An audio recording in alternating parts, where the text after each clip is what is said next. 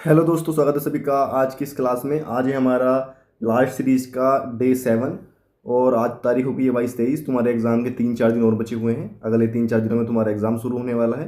देखो, जो बाद वाले बच्चे हैं, जैसे कि जो सेकंड वीक के रहेंगे या उसके बाद वाले रहेंगे, उन्हें ये थोड़ा सा फ़ायदा मिल जाता है। जैसे कि ये फर्स्ट वीक वाला पेपर होगा या जो जिनका पहले या दूसरे दिन है, उन्हें ये नहीं पता होता कि किस तरीके का एग्ज़ाम आने वाला है। ठीक है, हार्ड आएगा, इजी आएगा, किस तरीके के क्वेश्चन आएंगे, किस टॉपिक से क्वेश्चन आएंगे।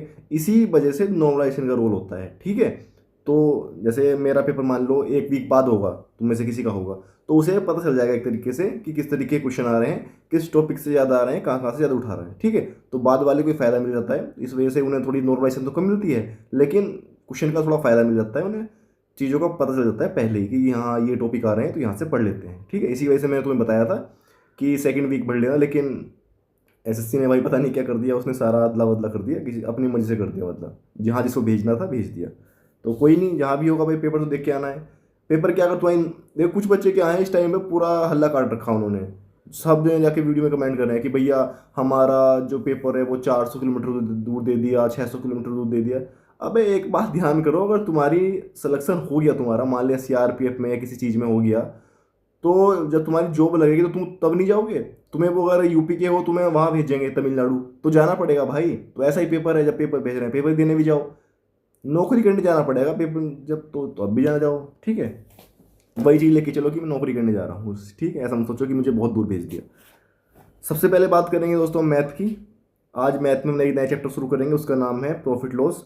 कल हमने परसेंटेज चैप्टर किया था, उसी तरीके से प्रॉफिट लॉस का जो चैप्टर है बहुत इंपॉर्टेंट है। पहले इसके जो कॉन्सेप्ट तुम्हारे टीचर ने करा रखे हैं उसका रिवीजन करेंगे, जितने भी कराए हैं। देखो यहाँ से क्वेश्चन जरूर आएगा और एक क्वेश्चन आने के पूरे पूरे चांस है। समझ गए मेरी बात? उसके बाद क्या करेंगे, उसके बाद तुम्हारे पास जो भी कोई बुक होगी उससे इसके 40-50 क्वेश्चन की प्रैक्टिस कर लेना। कम से कम 40 क्वेश्चन ही कर लेना। 40 क्वेश्चन में ज़्यादा टाइम नहीं लगता, 1 घंटे में तुम कर लोगे। लेकिन अगर तुम 40 क्वेश्चन की प्रैक्टिस कर लोगे ना इस चैप्टर के, तो तुम्हारा ये चैप्टर बिल्कुल ऐसा हो जाएगा, इस चैप्टर के अंदर तुम्हें कॉन्फिडेंस आ जाएगा। अगर इसकी कोई भी क्वेश्चन आ गया इस चैप्टर से तो मैं छोड़ूंगा नहीं, वो वाली बात हो जाएगी। ठीक है, इसीलिए मैं तुमसे कह रहा हूँ रोज कि हर चैप्टर का रिवीजन करने के साथ साथ उसके 30-40-50 क्वेश्चन की प्रैक्टिस भी जरूरी है। अगर तुम प्रैक्टिस करते हुए चल रहे हो ना, तो मैथ में बहुत अच्छा स्कोर करने वाले हो।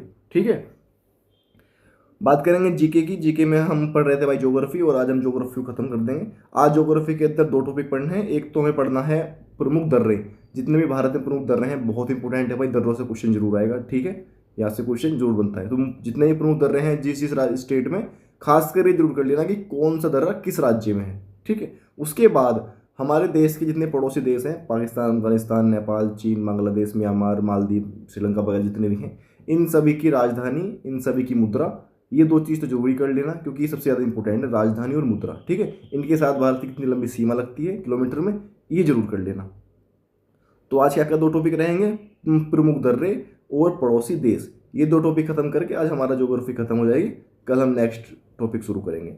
ठीक है भाई, उसके बाद स्टैटिक जीके में आधा पढ़ना है प्रमुख दिवस। जो हमारा प्रमुख दिवस का टॉपिक है उसका रिवीजन करना है एक अच्छे लास्ट टाइम पे। देखो ये जो हमारा रिवीजन चल रहा है ना, ये लास्ट रिवीजन, इसके बाद कोई रिवीजन नहीं होगा। ठीक है, क्योंकि एग्जाम शुरू होने वाला है।